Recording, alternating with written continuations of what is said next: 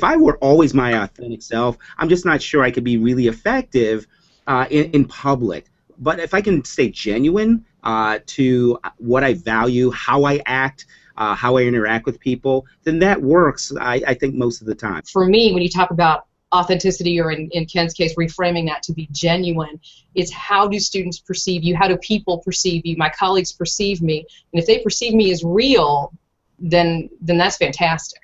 Same for universities. You're starting to see a lot of universities that are requiring their students to sign up for LinkedIn when they get on campus. One, it helps that individual student get a job after they get out of school, but also it's attracting talent to that university. I have a firm belief, here it's my value, I just believe in free speech to the nth degree. Anyone who's looking at comments or looking at the sorts of things that someone who's trolling might do is able to make their own opinion and make their own decision about it.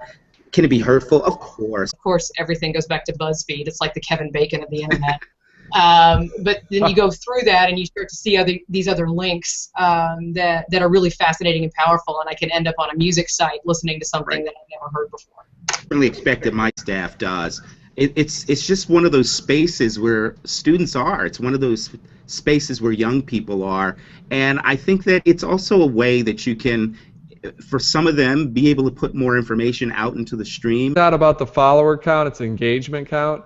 The one thing that followers might help on is at the beginning. It's kind of like the line at the club. If you see a line at the club, even though the club's empty on the inside, you're like, oh, I gotta go to that club. For me, it's don't be afraid of it, because I think we've noticed even in some of the research that's out there that students are apprehensive about using it, even some mediums, even though they've been using others forever. I mean, put return on investment aside, I like to ask people, well, return for what, right? And Julie just said it right there. Problem solving is a return on investment. That's what we're supposed to be doing.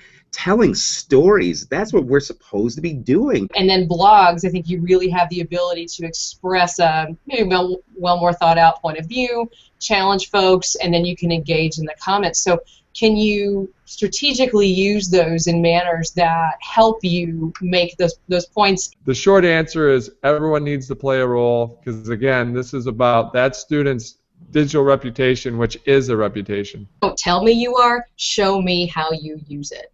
If you've used this to make something better on your campus, if you have used this to engage dynamically with students, that's what I want to see, and that's what I'm going to start to believe that you're good at this stuff, not just because you say it. Depending on what the job might be, the lack of a digital presence is a concern for me. I've also called people into question for certain jobs based upon a lack of decent social media presence. Sometimes it makes sense to kind of get some likes and some follows, because when people look at it, they go, wait, why are there 4,000 people following this person?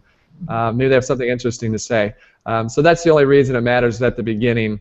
And then beyond that, you should not be paying for those items. What ninja have you ever met who someone came to you and said, you know, I'm a ninja, right? It doesn't happen that way. Or who's ever come up to you and said, I'm a guru, and I've got a certification in the back of my pocket here. To be accessible to students, and this is a beautiful way to be directly accessible and connect with them tangibly without going to 500 different meetings across campus. So if you start to look at the time exchange, this is far more efficient. I deal in a youth culture space, and so if my staff are going to be able to talk to and engage students, they've at least got to have this fundamental understanding about social media.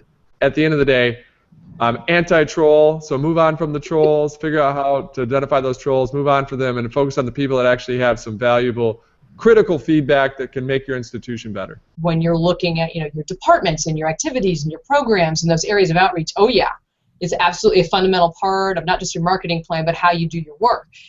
Individually and personally, we have a lot of conversations about the power this can have. I think if you were to come to me and say you're a social media guru, ninja, superstar, super person, I definitely would not hire you. I want to look at what ninjas don't say they're ninjas, and gurus don't say they're gurus.